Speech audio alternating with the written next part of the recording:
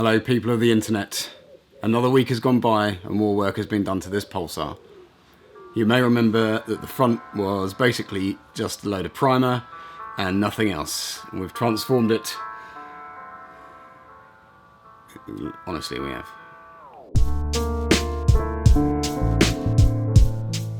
So, as per my last video, I'm not going to bore you with the details of me actually screwing all the screws in, but what I am going to do is talk about what I've learned whilst doing it along the way. So the last time you saw this car, probably the front of it was all missing basically, and it just had a little bit of grey primer on it.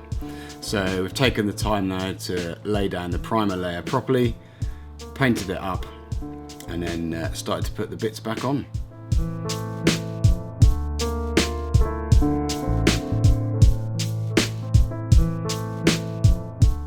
So right from the outset we knew that the bumper itself was in quite a bad state. There's a crack in the plastic where it may or may not have slightly come in touch with a wall, and this also means that the metalwork behind it was just slightly pushed around. On inspection it seemed plausible to bend the metal back and then get some kind of plastic cement or whatever it is, you know, kind of put some kind of fill around the bumper, sand it down, get it back into shape.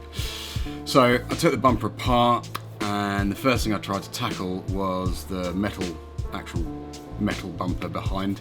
And very comically, in hindsight, what I thought I'd do is pick up the smallest hammer that I've got and then hit it once. And you can see that just clearly isn't going to have any kind of effect. So the natural progression from hitting it with a tiny tin hammer was to mount it back on the car and then try and pull it back out again with another car, right? So I chopped up the Pulsar, put the bumper on, and attached a tow rope, and then the tow rope itself, I tied the end of that to the side of the garage, and then gave it a good few tugs. And to be fair, unlike hitting it with a tiny hammer, that did bring the bumper a long way back out again and quite close to the shape it needed to be. I tried to then fit the plastic part back over the bumper to see how it was looking, and at that point it became clear that no amount of kind of, well, you know, for me, the amount of time and the hassle and the worth of trying to bend this metal back wasn't really working out. So the next thing tried after that was actually just cutting it out and welding it. When you lay the bumper on the floor, the actual top bit that comes underneath the headlights and the grille is actually completely flat. So in essence, it's not too hard to cut it out and weld it flat again.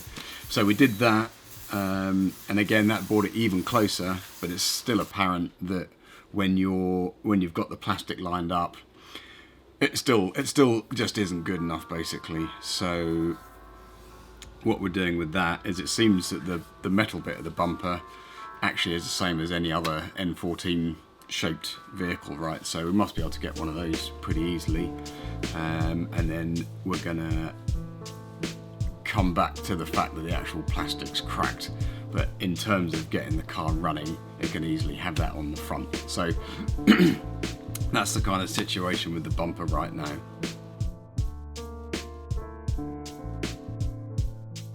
This video has taken quite a long time again, and that is because of the need to continuously be buying bits.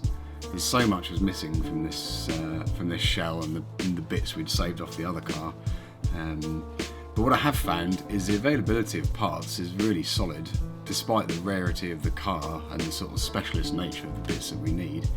Getting the parts has been pretty favourable so far. Got this surround, put that on now. Got another bit down by the glove box, so the inside is looking really smart. We needed a wing at the front. We got one of those, including the plastic arch. And I would say again, the prices were very reasonable for what we needed. So I think that's something that's interesting to note, But I don't think it's going to stay like that forever, because ultimately there's going to be a tipping point where all the ones that were rusted out and have been broken up will dry out, and you'll just end up with the really nice cars that people want to hold on to, that are then vying for the bits that are left wherever they may be.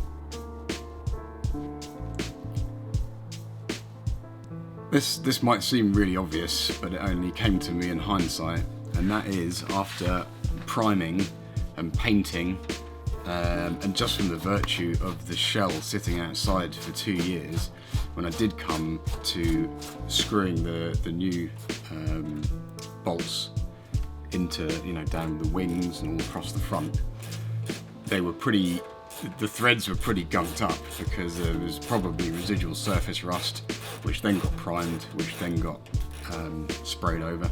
So I think if I was going to do that again, the easiest thing to do is to put a load of bolts into the holes, or cover them up in some way, and then do the painting.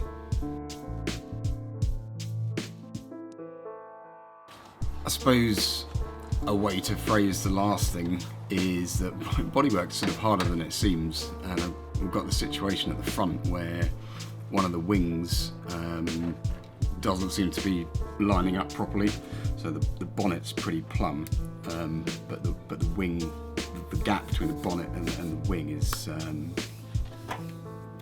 they're basically sitting on top of each other, and it's also that the headlight looks like it's a bit over to what it should be. So whilst the front's largely on now, do have the situation where it doesn't look like it's quite lined up properly, and the guess on that is, whilst the shell was sitting, because I think it sat derelict, as it were, for, even before we had it,